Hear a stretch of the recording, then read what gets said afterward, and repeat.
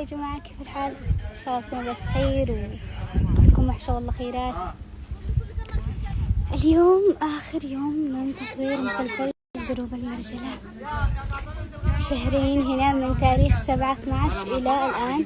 اليوم التاريخ 22.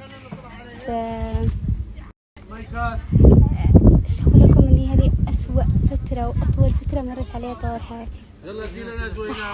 صحتي تدهورت جسديا، بدنيا، نفسيا، عاطفيا، اجتماعيا، كل حاجة والله.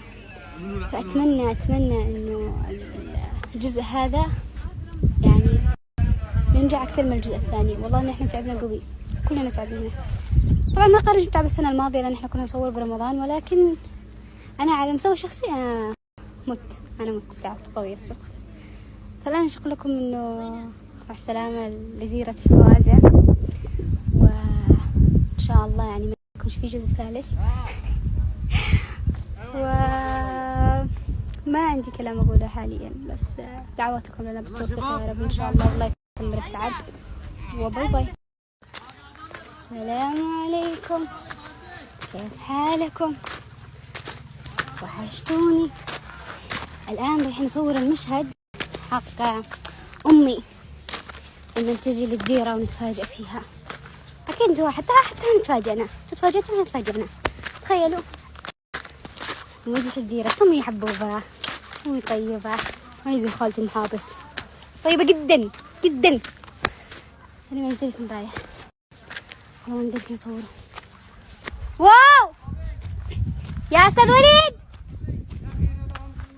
أنا مصوره، أنا أصوره. جماعة رمضان كريم، كل سنة وانتم طيبين، نعد عليكم بالصحة والسلامة والعافية والسعادة إن شاء الله. انتظرونا في رمضان على قناة السعيدة في مسلسل دروب المرجلة الجزء الثاني، وإن شاء الله يعجبكم أكثر من الجزء الأول. والله ثمن التعب، لأنه والله تعبنا شهرين وإحنا نصوره، والقصة هذه السنة يعني أقوى من السنة اللي فاتت، فإن شاء الله تنال استحسانكم وشخصية خضراء تحبوها أكثر، لأنه هذا المرة معي مشاهد أكثر ومعي مشاهد أقوى. فمنتظرة ردودكم وتعليقاتكم. وجماعة رمضان كريم، كل سنة وانتم طيبين، نعد عليكم بالصحة والسلامة والعافية والسعادة إن شاء الله. انتظرونا في رمضان على قناة السعيدة في مسلسل دروب المرجلة الجزء الثاني، وإن شاء الله يعجبكم أكثر من الجزء الأول. والله ثمن التعب، لأنه والله تعبنا شهرين وإحنا نصوره، والقصة هذه السنة يعني أقوى من السنة اللي فاتت، فإن شاء الله تنال استحسانكم وشخصية خضراء تحبوها أكثر، لأنه هذا المرة معي مشاهد أكثر ومعي مشاهد أقوى.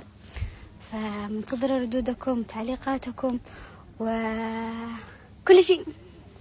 مع السلامة. كنت أخاف من الكلاب موت قبل دروب المرجلة، الآن أنا في الكلاب أصحاب. ها حو أنا على السير هيا بسلوك. تعال. كنت أخاف مني الموت، بس دروب المرجلة مرجلتني صدق. يعني إحنا شفنا عقارب، شفنا ضباع، شفنا كلاب، شفنا وزاق مدري عزاق مدري إيش اسمني أشواق عزاق، إيش اسمن وزق كل شيء شفناه، ما فيش حاجة ما شفناش، بس الحمد لله يعني خلاص تأقلمنا على إنه ما نخاف من أي حاجة. دروب المرجلة مرجلتنا صدق، وشكرا. وش الحلاوة، وش الجمال. هذا الراكور كمان نشهد به الجزء الأول، ما لحقتوش البسه.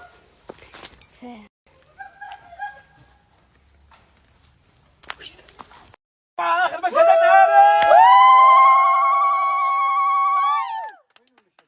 آخر مشهد النهاري.